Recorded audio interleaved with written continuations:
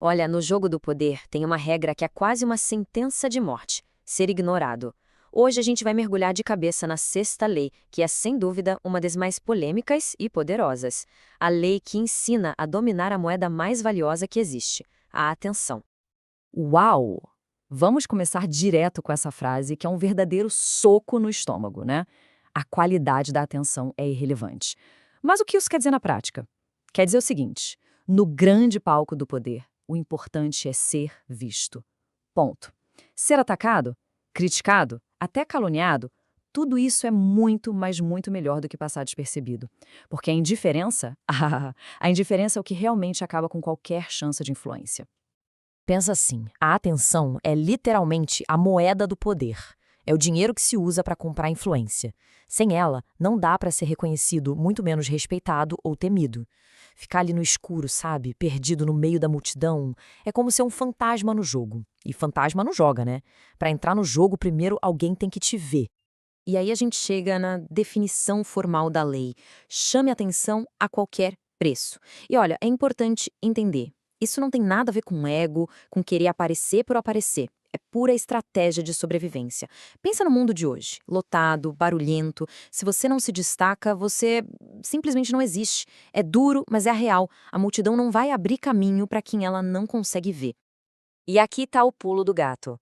A atenção, mesmo a negativa, mantém o nome da pessoa circulando na cabeça de todo mundo.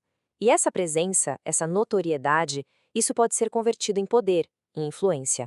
Um escândalo, uma controvérsia, tudo isso vira ferramenta. Por quê? Porque força as pessoas a pensar e a falar sobre quem está ali, no olho do furacão. Beleza, mas como é que se aplica uma lei dessas na prática? Bom, vamos começar com a primeira grande estratégia, a do espetáculo. E para falar de espetáculo, a gente tem que falar do mestre supremo, o incomparável P.T. Barnum. O cara que literalmente construiu um império com base na atenção. O genial do Barnum era a mentalidade dele. Ele sacou uma coisa fundamental. A partir do momento em que todo mundo está olhando para alguém, essa pessoa ganha uma espécie de legitimidade. Não importa o motivo. Ele não estava nem aí para crítica negativa. Na verdade, ele adorava. Chegou ao ponto de escrever cartas anônimas para os jornais atacando o próprio trabalho. Tudo para quê? Para manter o nome dele na boca do povo. Para ele não existia publicidade ruim. E a tática dele era brilhante. Pega o caso da sereia de Fiji. Gente, era um negócio bizarro. A cabeça de um macaco costurada no corpo de um peixe. Uma farsa total.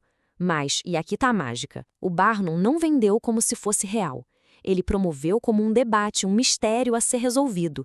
A controvérsia que isso gerou atraiu multidões. A imprensa o chamava de vigarista, mas isso só fazia lotar o museu dele.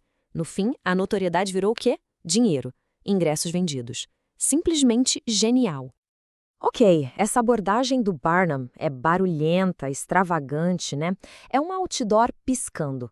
Mas essa não é a única forma de jogar. Existe um caminho totalmente oposto.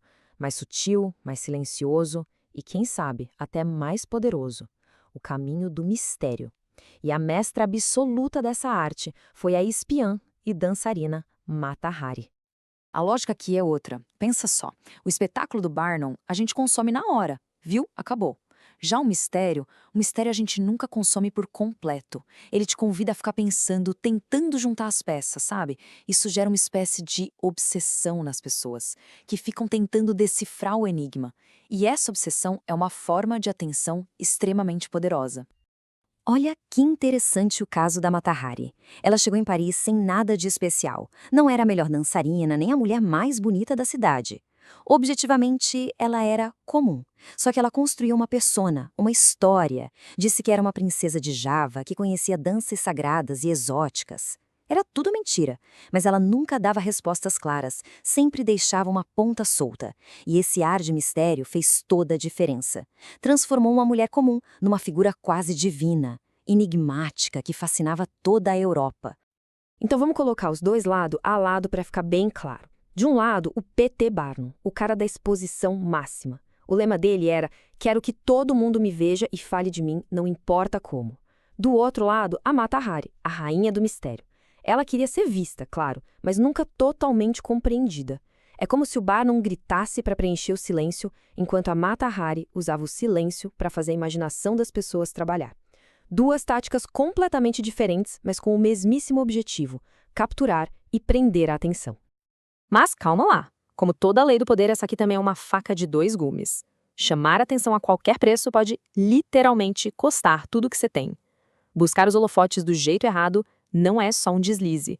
Pode ser game over. A história da Lola Montez é o exemplo perfeito do perigo. Ela era uma cortesã super famosa, magnética. Chegou na ópera em Londres fazendo um estardalhaço, pronta para ser o centro de tudo. Só tinha um probleminha. No camarote principal estava ninguém menos que a Rainha Vitória. E a rainha, que era a fonte máxima de poder ali, simplesmente virou o rosto. A ignorou. E o que aconteceu? A corte imitou a rainha, e a plateia imitou a corte. Numa única noite, a Lola Montez foi de estrela a fantasma social. Foi totalmente apagado. Isso tudo leva a gente a uma pergunta crucial, né? Qual é o ponto de virada? Quando é que essa busca por atenção deixa de ser uma ferramenta e se torna um veneno? A resposta é mais simples do que parece. O erro da Lola Montes não foi querer atenção. O erro fatal dela foi tentar roubar a atenção da fonte de poder principal, a rainha. Ela tentou brilhar mais que o sol e acabou se queimando. Ela quebrou a regra de ouro, nunca ofusque o mestre. Ao fazer isso, a atenção que ela queria se virou contra ela e virou a arma da sua própria ruína. Ok, muita informação, né? Vamos então organizar a casa. O que a gente tira de lição prática disso tudo? Dos acertos e dos erros. Como é que se usa a sexta lei sem cair na própria armadilha? Para resumir, ficam 3 lições-chave. Primeira, ser ignorado é o pior que pode acontecer. A atenção é o oxigênio do poder. Sem ela, você sufoca. Segunda, existem basicamente 2 caminhos para conseguir essa atenção. O caminho do espetáculo, à la Barnum, ou o caminho do mistério, à la Mata Hari. E a terceira, e talvez a mais importante, a lição da Lola Montes. Saiba onde está pisando. Entenda o seu público e, principalmente, nunca, jamais, tente roubar a cena de quem está acima de você na hierarquia do poder. Então, beleza. A sexta lei ensina como subir no palco e fazer todo mundo olhar pra gente. Mas e depois? Depois que todos os holofotes estão em você, qual é o próximo passo?